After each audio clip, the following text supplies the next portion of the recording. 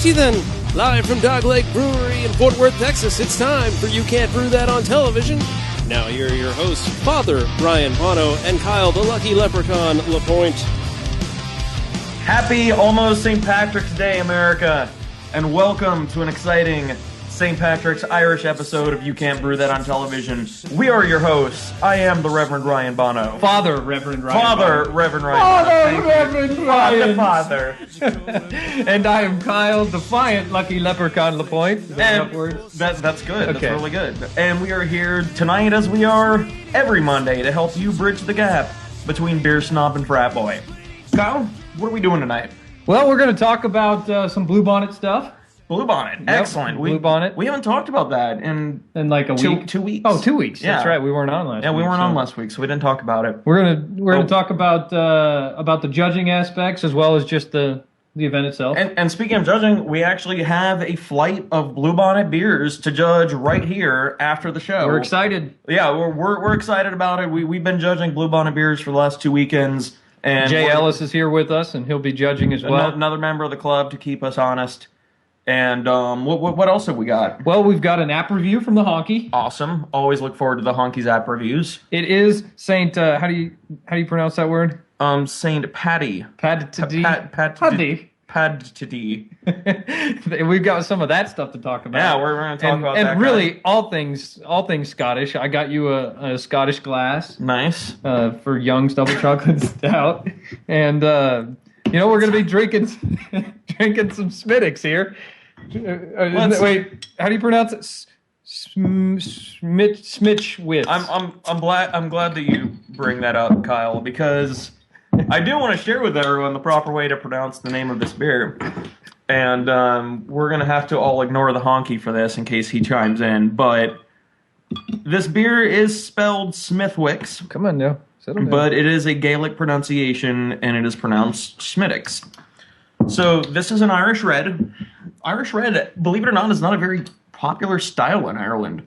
No. I would be willing to bet that it's more popular here. I haven't seen the stats on it, but I would be willing to bet that more Irish Red beer is consumed in America than in Ireland. If you call Killian's an Irish Red, then probably yes. Is Killian's an Irish Red by BJC? I haven't had it since I became a beer snob, so I don't know. It's one of those that's just like anything. They name it after that, but by the time they water it down with the big mass brewing label, there might be adjuncts are acceptable in this particular style, so they might be able to make a real Irish Red. That foam is quite creamy. We'll have to try that sometime. This is a creamy foam, actually. It's a creamy ale, if you will. Mark, yeah, it's Mark what? Mark Twain? Marco Polo? Okay, it's one of those. Well, what are we drinking? We're drinking Smithwick's. We are drinking Smittix. And it is an Irish Red. Again, Irish Red, not very popular in Ireland. The Irish beer drinker tends to prefer porters and stouts, which can be seen in the fact that Guinness is... And increasingly, Budweiser, Corona, and Heineken. And I was going to say, and lager. Yeah. Because just like their, and I hate to say it, but just like their cousins to the east in England, lager has become very popular in Ireland over the last few decades, just like it has in England. It's really taking over the world.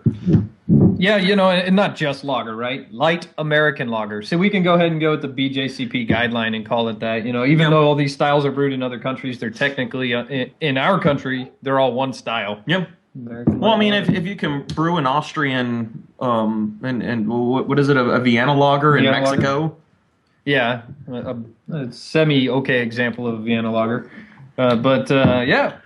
So, Rich, I believe we've got some trivia from our folks over there at Half-Ass Sportscast. Yes, we do. All right. From the gentleman over at Half-Ass Sportscast. This one tonight's furnished by Ryan Faulkner, co-host of Half-Assed, on Wednesday nights at 8 o'clock here on Frontier Television. You ready for this one? We are ready. Are you drunk enough? We're ready for like 3 minutes. He asked, what does Keyboard Cat drink while composing his music on the internet? I don't know what Keyboard Cat is. I think you don't know what Keyboard Cat is? How long have you been watching The Lone Star? Keyboard Cat has rolled pretty much every episode of Ryan Faulkner's first show. Oh, okay. It was quite funny, quite humorous, and I would say that Keyboard Cat drinks none other than beer 30. I was gonna go with Heineken. Or would you think like Heineberg? left-hand milk stout? Left-hand milk stout. Cats like milk stout. Yeah, cats do like milk stout. Oh, you're thinking it in. Okay. Is that your final answer? Because I keep getting called out on their show when I do the trivia questions. I bail out to the real answer too fast. Okay, well, I did watch some of their stuff, and they were going with two different answers, but I don't like that because that shows their division and their We're lack unified of unity. here on You Can't Brew That on Television. So, is milk stout? Can we agree on this? Let's do that. Let's go milk let's go with stout. milk stout. Gonna go with milk stout? Let's go with milk stout. Well, you might be disappointed to find out that the answer is actually meowcohol. Oh! Oh, we were so close. Yeah, we were almost there. Well, just can like you get- anything, can we you can't get- be perfect. Can you get that at Halls? Coming soon. Perfect. All right, Mel. What are we gonna do next? I think we can talk about I'm not even going Saint to dignify Patricia. myself with a response to that.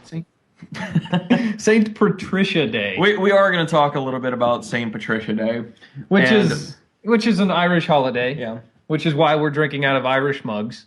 I've got my my St. Patty's Day with a little clover on it, Yeah. and you've got your Young's Young's double double stout. chocolate stout, very very Irish. And I mean, you joke, but really, Irish beer is truly brewed in English tradition. It is. Every big brewery in Ireland, I mean, every brewery that I'm aware of in Ireland was founded when it was actually England. So the brewing tradition in Ireland is very English. I mean, it's very entwined with English brewing tradition. If you look at stout has really become a big part of English drinking life, and that's something that was born in Ireland. Yeah, and so the brewing tradition there has really helped benefit. It's made the English brewing tradition a lot bigger, and it's given a lot of diversity to it, and it's really become its own thing. I mean, when you think. Like one of the biggest selling beers in the world is, of course, Guinness. Guinness, yeah. Yeah, year in and year out, it's up there. I'd like to see the stats on that. Actually, Rich, see if you can catch the stats on. I have read some. Did a little googling of Yeah. myself. Googling of Guinness today, and I found some interesting facts. I mean, it's actually declining in popularity percentage wise in Ireland. That's going to happen. And Yeah. it's mainly, they cite a few different reasons why that's possible. But a big thing is, like we talked about earlier, it's just the mass market beers are coming in, and they're coming in cheaper. Yeah. It's what are you going to do? Heineken can throw a green bottle across the lake there and pretty much set the world on fire. So And the lagers really pushed their way into England primarily through clever advertising, is how they muscled their way into England. But it took them a really long time to get into Ireland, and a big part of that too was that in England you had a lot of small breweries, like small regional breweries, and so they ran the pubs as well, and they owned all which the is really pubs. cool. So a lager brewer, let's just call this brewer Carling Black Label, would buy a brewery for the sole purpose of getting its hands on the brewery's pubs, just close down the brewery, and then push all of its beer into the pubs. Yeah. So they've got the clientele. They're basically buying a list of people, which between that and somebody just, else did that. What was his name? Hitler? Hitler? He bought a list of people too. Too far, too soon? How do you spell that? Write that down. It's HTHI. Is that how you do it? For Hitler. We talk too much of Hitler. No, hit her. Oh, okay. Just one episode. I'd like to be able to get through it without any. Good luck, buddy. Without Good a luck. Hitler reference. I digress. Thursday, when you're out drinking, hopefully Do Guinness. it live! Thank you, thank you, Bill O'Reilly, keeping us on track tonight. When you're out drinking your Guinness Thursday night, I just wanted to make sure that everybody has a proper Irish greeting to say cheers to. And I had Rich look that up a little while ago. Rich, were you able to find something? What do you think, buddy? Here it is, Sláinte. There it is, right there. Oh, bless you. Yeah, thank you. This is the Gaelic. It's just kind of like a Gaelic way of saying cheers or salud, and it is pronounced Sláinte. So while you're out this Thursday, hopefully not drinking green beer. Unless you're not Irish. If you're not Irish, it's okay to drink green beer. Yeah. So while we're talking about this, I'm going to go ahead and check in to Smithwick's. I don't need to add my location. I'll just confirm this brew, which is a good lead-in to Honky's review of the application for smartphones, Untapped. Ready for it? Let's do it. Let's hit it. Hola, soy Honky. And that's all the Spanish I learned from Dora the Explorer. I'm the iPhone correspondent for You Can't Brew That on Television. Today's app review comes to us courtesy of friend of the show, Brendan, who wanted us to look at Untapped, a new social drinking website. That's untappd.com, because vowels are for losers. I know what you're thinking. Wait a minute, Honky, aren't you the iPhone correspondent? Why are you reviewing a website? Well, you see, gentle viewer, Untapped allows you to download a web app to your phone after you've registered. That means you can put it on your iPhone or your Droid or your Windows 7 mobile device or even your BlackBerry. That is, if you can figure out how to get rid of all the graphics. Once you've downloaded the app and put it on your phone, you sign in using the account you just created, and you can check out all of the available options and databases. But we're really only here for the beer, so head on over to the far right tab, which is Drink Up. There you can see all of the beers that you have available for selection. You can also see the trending macro and micro brews, as well as trending beers in your local vicinity. Once you've selected something for the evening, go ahead and check into it. You can also tag the beer with a location, and when you've completed all of the steps, you'll be able to earn your first badge. That's one of the nice things about this app, is a wide variety of badges that you can earn. You earn badges for drinking a certain number of beers, or drinking in certain locations. You can also earn badges for drinking certain kinds of beers. For instance, the I Believe in IPAs badge, which is awarded during the month of January for drinking 3 out of a certain 5 IPAs that were listed on the developer's website. You can display all these badges on your Facebook or Twitter accounts by logging in with your credentials. You can also search Facebook for friends that use Untapped and add them on this app. I would avoid that Kyle guy, though, because he gives everybody the willies. I will grab you with my claws, locked down with a death grip, and when I'm done, I'll let go. There were a couple of issues with the app that I found when I was reviewing it. The first one is that while it is a website app, you can only really check into beers from your mobile device. So if you're one of those weird people who brings your laptop to the bar, leave it at home, because all you'll be able to do from your laptop is see beers you've already had. You're still going to have to check into the beers from your phone. Another problem that I found was that the web app doesn't allow you to remember the preferences for locations. So every time you check into a beer and want to tag it with your location, the app is going to have to ask you if it's okay to use your location. But these two problems weren't necessarily enough for me to find fault with the app, and as a matter of fact, it's probably one of the better apps that I've seen for keeping track of social drinking status and databases and things like that. And since it is a website, it's a whole lot easier to put it across different mobile devices and keep track of everything. So this one gets a big thumbs up from me. That should do it for this evening. Thanks, Brendan, for the recommendation for Untapped, and feel free to add me as a friend. I'm Honky for You Can't Brew That on Television. Salute. Hey, that was more Spanish. Wonderful. Again, all I've got to say to that, Honky, is I like your hair. We were quite literally in tears over here. That was very well done by the Honky. Well done and well edited. Yeah, very well edited by Rich. A fine job on all accounts. You know, I saw all of the raw cuts of all of those videos, and then with what Richard does beyond that, you know, he turned a raw video that was already good and well done by Honky. We appreciate that, and made it even better. You know, I can't say enough about the Black Boy. Is that Blackberry Boy? Game Black? Yeah, I guess I shouldn't call it Black Boy. That's probably going to be a mark we don't need. Go very well. But yeah, that was quite funny. So we've got a lot more to talk about tonight, but before we do that, I do want to talk a little bit seriously about this beer that we're drinking. Okay. Now that the head has settled down a little bit, and now we're able to actually I enjoy refilled it. mine. Yeah, you did refill yours, didn't Yeah. you? I'm still working on my first one. It's okay. This is a really easy drinking beer. I could drink an awful lot of this. It's got like a really nice malty flavor to it. Oh, we got. Yeah, we could. Yeah, Yeah, but let's- that would run into the judging. Let's look at the BJCP. Yeah, this is a good warm up for what we're going to be looking at later. Try to paraphrase here so we don't bore everybody to tears. They're going to want a low to moderate malt aroma. Mm-hmm. Yeah, you got smell that. it. Yeah, Yeah, it's a little you bit there. definitely get a lot of malt coming out. There's a little bit of corn, maybe. There's some yeah. sort of adjunct coming out of here that I'm. It's a graininess. Yeah, it's grainy. That's good.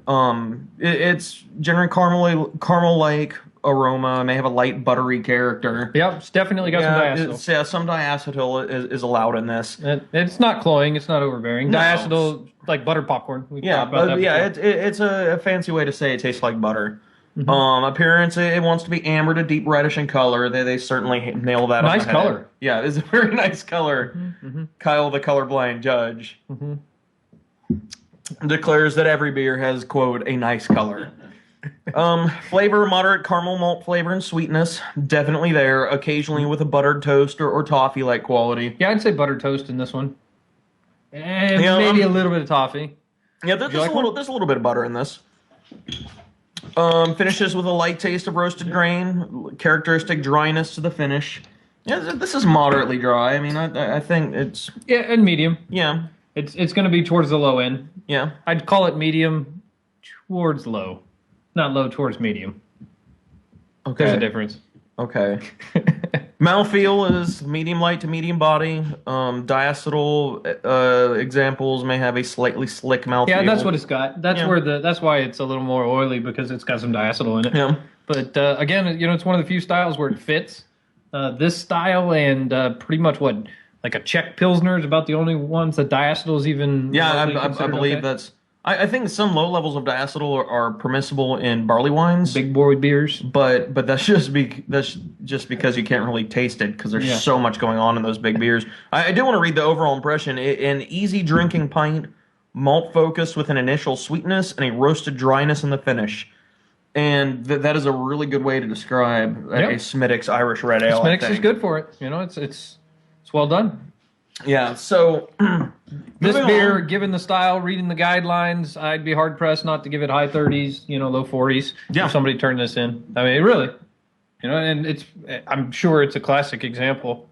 That's I'm ringing. Is that you ringing? Yeah, I'm buzzing. Apparently, I thought you left something else on in your bag. I certainly did not.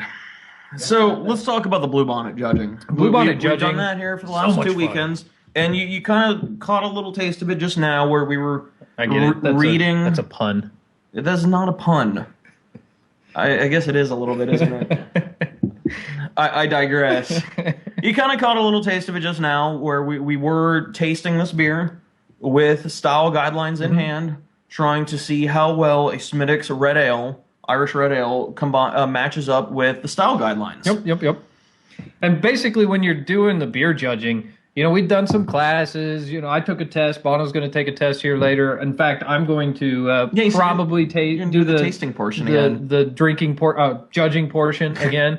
And but basically, you actually go through some training of the palate. So you're trying to make the tastes that you can always taste, because you taste that stuff right off the bat. Doesn't matter who you are. You taste it. It's just you don't know how to describe it. Greg doesn't. Well, that's true, but he's different. Yeah, he is different.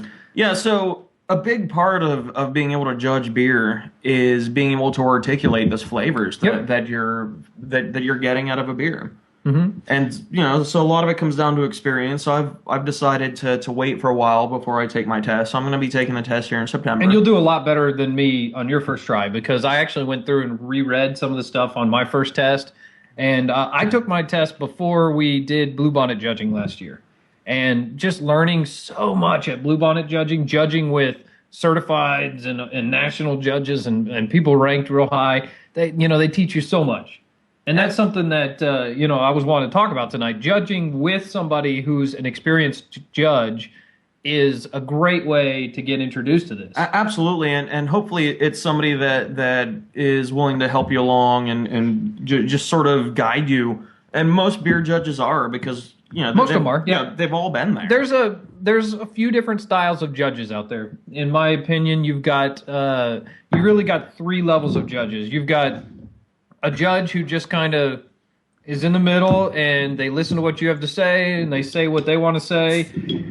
You have a judge that listens only to what the other person says, and then you have a judge that tells the other judge what they are supposed to taste. And generally, the most of the judges fall in that first category, the right in the middle. They listen to what the other person has to say, but they listen to what their taste buds and their nose is telling them, and they compare notes with the other person, and they come up with something. And it's amazing judging with.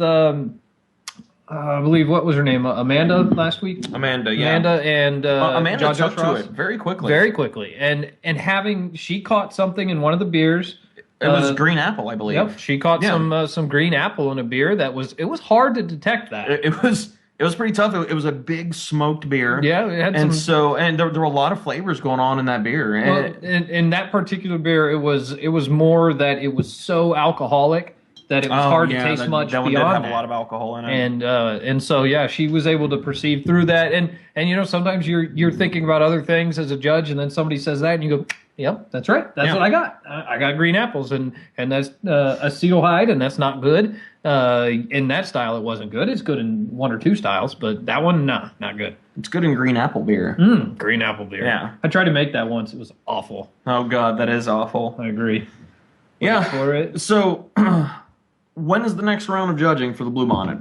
It's tonight. Well, I mean, after the fight that we're doing tonight, when is round 2? Well, we're going to do round 2 starts Saturday morning. And it is all done Saturday morning, right? And that is the Saturday of the Blue Bonnet competition, right? And which is the 26th of March. Okay, 26th of March. And how can folks listening, watching at home that are interested in doing that? How can they come out and do it, or can they? Well, if they come out and do it and they're not certified judge, I'm sure there's no problem sitting in with somebody who's gone through the test, or because basically what we're going to do tonight, we'll judge with 3 judges. Yes. And that's essentially what's going to happen when you're a new judge. You'll be the 3rd judge amongst 2 experienced judges. And then you'll give your opinions, you'll write a score sheet, you'll be right along with them, you'll be doing everything, but you'll have 2 other people with opinions and the vocabulary, which is the biggest thing, that's to be able definitely to the tell big you thing. to be able to help you say and write what you're tasting. And so they can go to the bluebonnetbrewoff.com. That's the website for Blue Bonnet, and you can contact people via email. This event goes on at it's now the Westin in Irving. It was the Harvey Hotel over on 114. Yeah, it was, wasn't it? Yeah, yep. Great place, fantastic place Did for us to have this event. Just outgrow that?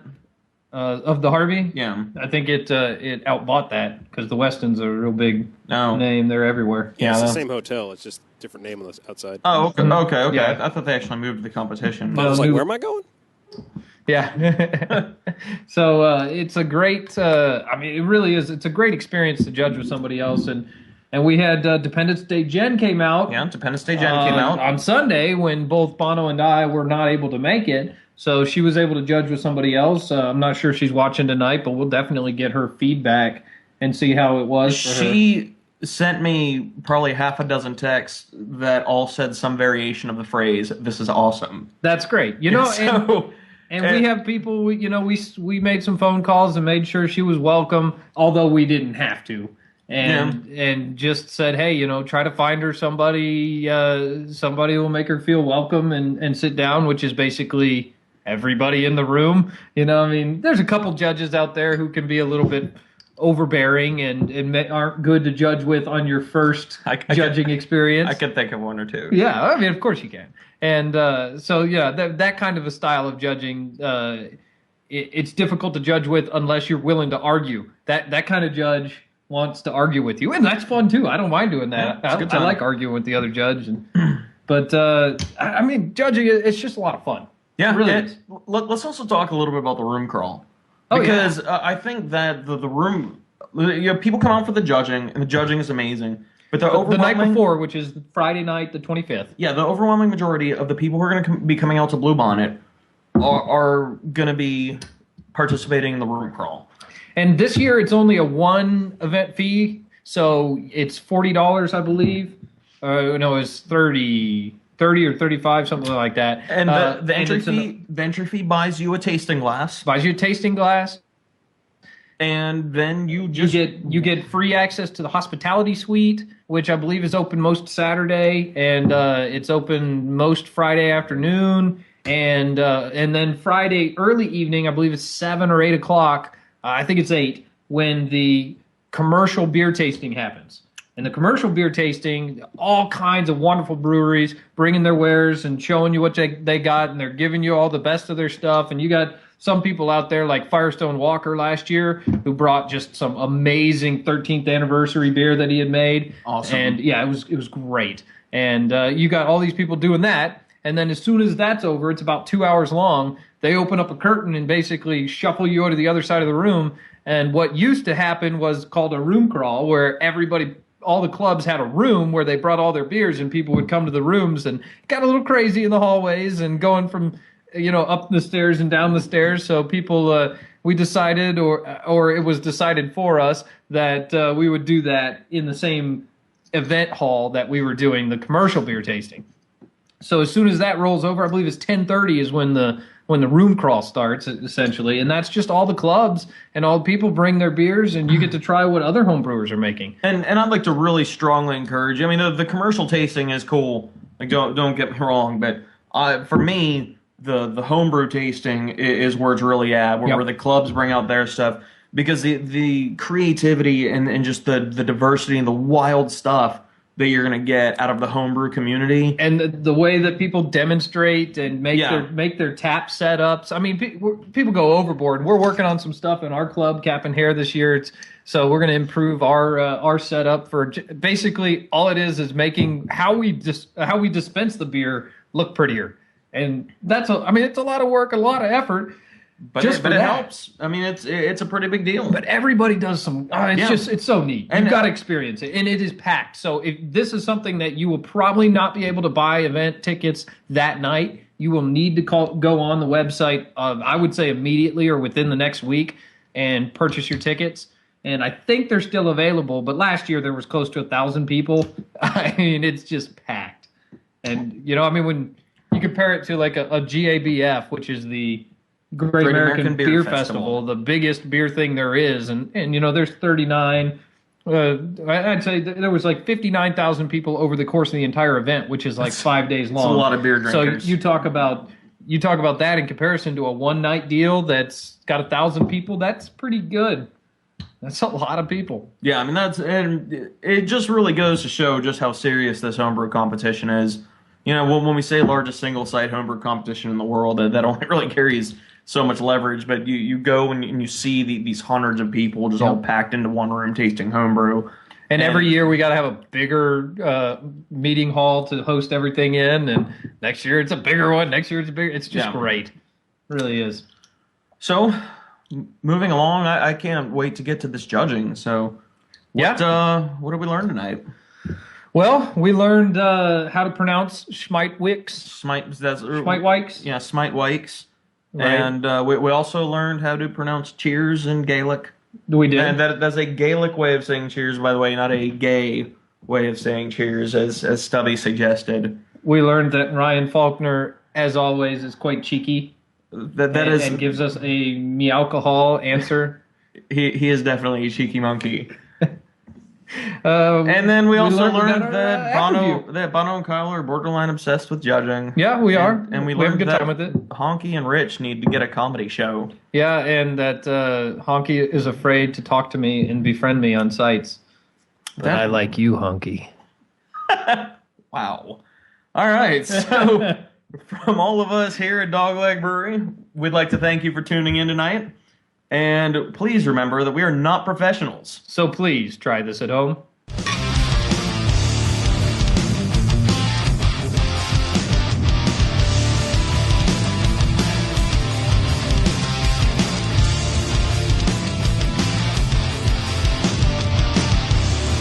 This temptation, frustration, the memorization of the things I'm gonna do to you. This magical and powerful addiction to the pain affliction on your porcelain skin.